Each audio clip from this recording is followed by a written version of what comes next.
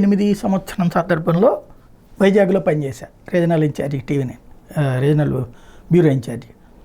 ఆ టైంలో గమనించినటువంటి ఒక కీలకమైనటువంటి అంశం ఏంటంటే, సముద్రం దగ్గర విపరీతంగా చేపలు చచ్చిపోయి కొట్టుకొస్తున్నాయి, తాబేళ్ళు విపరీతంగా ఒడ్డుకొచ్చి కొట్టుకొస్తున్నాయి. ఇంతెంత తాబేళ్ళు అనమాట. వాటి దగ్గరుండి నేను అవి కవర్ చేయడంతో పాటు లైవ్లు ఇచ్చాను. ఏం జరుగుతోంది అంటే, ఒకటి షిప్పుల ద్వారా జరగాలి, 2 పడవల ద్వారా జరగాలి. వాటన్నిటికంటే అతిపెద్దదైనటువంటి సమస్య ఏంటంటే, వైజాగ్ చుట్టుపక్కలంతా కూడా ఫార్మా ఇండస్ట్రీస్.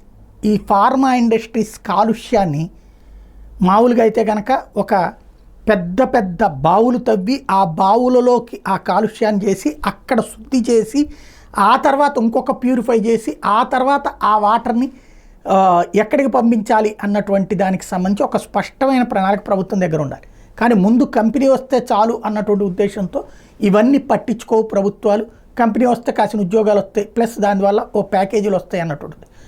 ఇవన్నీ ఏం చేస్తారంటే తీసుకెళ్ళి సముద్రంలో వదిలేస్తారు, శుద్ధి చేసి కూడా వదలరు, అట్లాగే వదిలేస్తారు. అవే అక్కడ జలచరాల చావులకు కారణం అవుతారు. రెండవది, అక్కడ ఈ ఏదైతే పోర్టులు కట్టడం వలన ఆ షిప్పులన్నీ కంటిన్యూగా వస్తూ ఉండటం వల్ల అందువల్ల చనిపోతుంటాయి.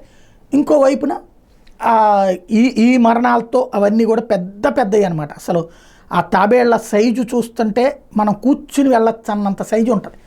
అంతంత పెద్ద తాబేళ్ళు కూడా చచ్చిపోయి ఒడ్డుకొచ్చి ఉంటున్నాయి.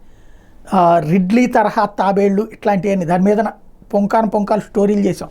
కాబట్టి అప్పుడు ఎవడూ పట్టించుకోలేదు. ఇప్పుడు పవన్ కళ్యాణ్ ఓ పక్కన పర్యావరణ శాఖ మంత్రి కావడం ఒక అందుకు శుభపరిణామం. కాకినాడ జిల్లాలో ఇప్పుడు ఎదురవుతున్నటువంటి తాబేళ్ల మరణాలకు సంబంధించిన కారణాల మీద దర్యాప్తుకు ఆదేశించారు. ఆలివ్ రిడ్లీ తాబేళ్ల మరణాలను అరికట్టేందుకు మెరైన్ కోస్ట్ గార్డ్ మత్స్యశాఖ అధికారులతో కలిసి చర్యలు చేపడతామని ప్రకటించారు. సంతానోత్పత్తి కోసం గుడ్డు పెట్టేందుకు తీరానికి చేరుకునే సమయంలో 5 కిలోమీటర్ల పరిధిలో బోట్లు తిరగకుండా చేపల వేట నిలిపేసేలా చర్యలు తీసుకుంటామంటూ మరోవైపున ప్రకటించారు అటవీ శాఖ అధికారులు. ఇది ఇక్కడే కాకుండా ఓవరాల్గా విశాఖ, తూర్పుగోదావరి ప్రాంత సాగర తీరంలో కనుక పవన్ కళ్యాణ్ ఆ దిశగా సంపూర్ణంగా విజయం సాధిస్తే మాత్రం అత్యధికంగా అభినందించేవాడిని నేనే అవుతాను.